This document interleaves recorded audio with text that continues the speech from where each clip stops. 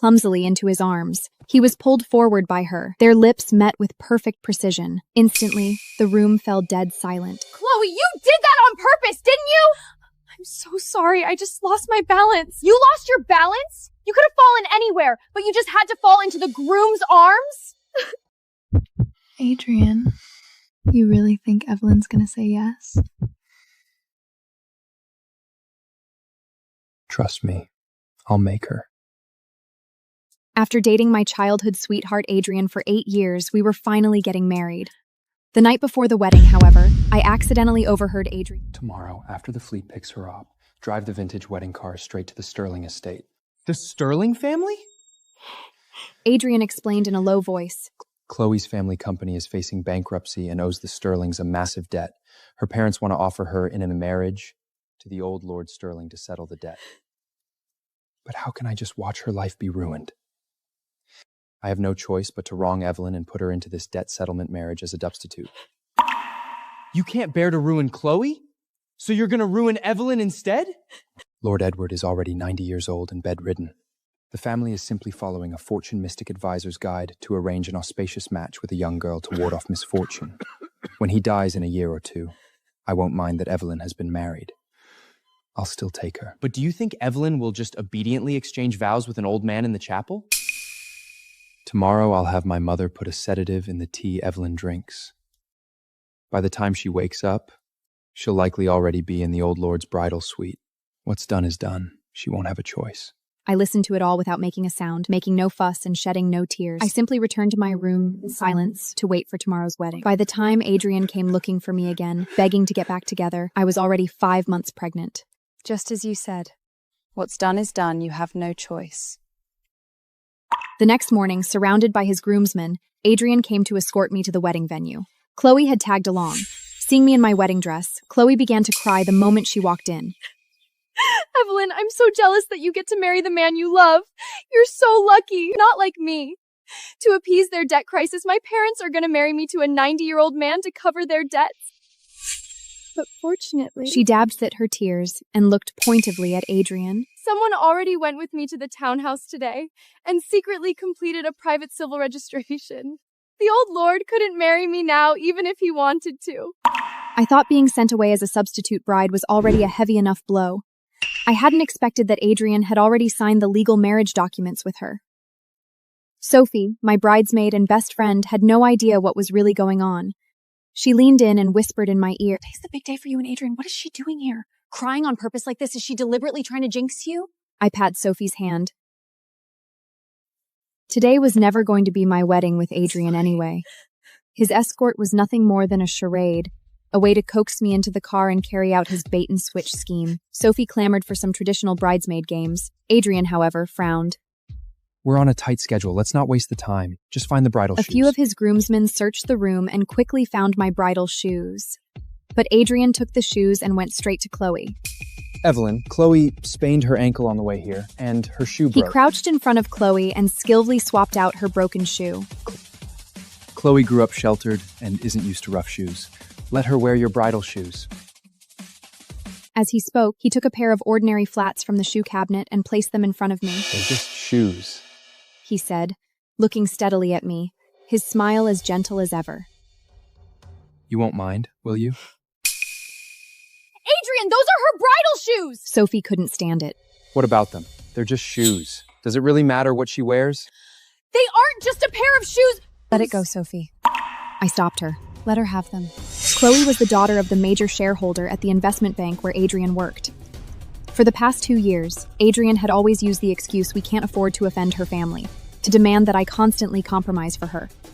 My campaign drock, my pet, my favorite clothes and jewelry were given to her, and now even my husband was to be handed over on a silver platter. 8 years, and all I got in return was a meticulously orchestrated scam. Chloe put on my bridal shoes, her face full of triumph. Adrian, these shoes fit me perfectly, as if they were made just for me. Where did you get them bespoke? Those shoes were made by Adrian himself. When he was 20, he had taken silk, needle, and thread and hand-stitched those bespoke satin bridal shoes, one stitch at a time. He pricked his fingers countless times in the making. Evelyn, it doesn't hurt. When we get married, you'll wear these shoes. I want to make you a pair of bridal shoes that is utterly unique in this world.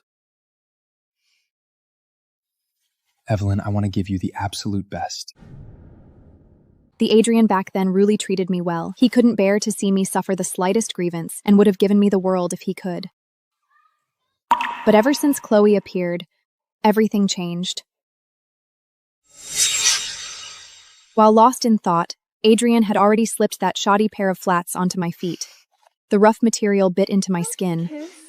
The other bridesmaids, completely oblivious to the undercurrents between us, started cheering and chanting. Caving to the crowd's urging, Adrian leaned in. But right at that moment, Chloe stumbled clumsily into his arms. He was pulled forward by her. Their lips met with perfect precision. Instantly, the room fell dead silent. Chloe, you did that on purpose, didn't you?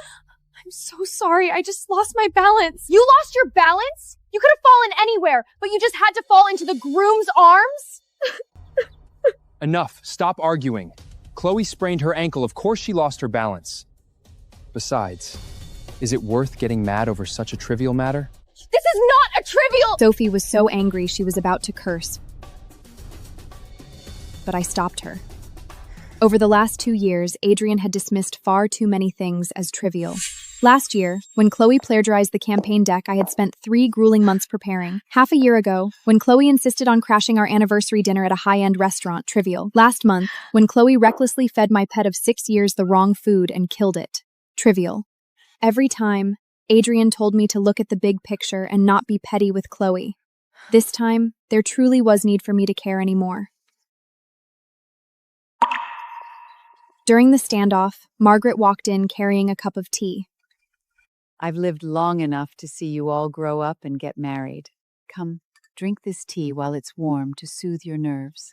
Your days ahead are bound to be smooth and peaceful. My parents had died in a car crash when I knew what drinking this tea meant.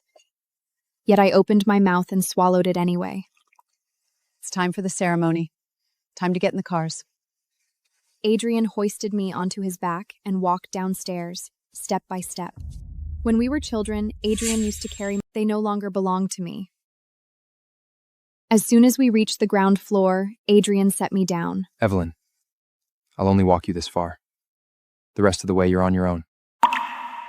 Sophie was highly dissatisfied. According to tradition, the groom must accompany the bride into the main bridal car. Traditions are rigid, but people are flexible. Adrian, what is wrong with you today?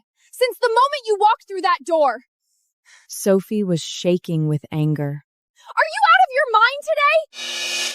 Sophie, it's fine. I can walk by myself. Adrian was never my groom to begin with. In what capacity was he supposed to accompany me into the car? The waiting vintage Rolls-Royce bridal car was parked 100 meters away. Once I walked this distance, the past between him and I would be thoroughly severed. After I got in, Adrian stood motionless by the car door. Evelyn. He looked steadily at me, his eyes carrying inexplicable emotion I couldn't read. Take good care of yourself. What are you still standing there for? Get in the car! I'll take that. Adrian smiled and pointed to the car behind us. I'll follow behind to see you off. With that, he slammed the car door shut with a loud thud.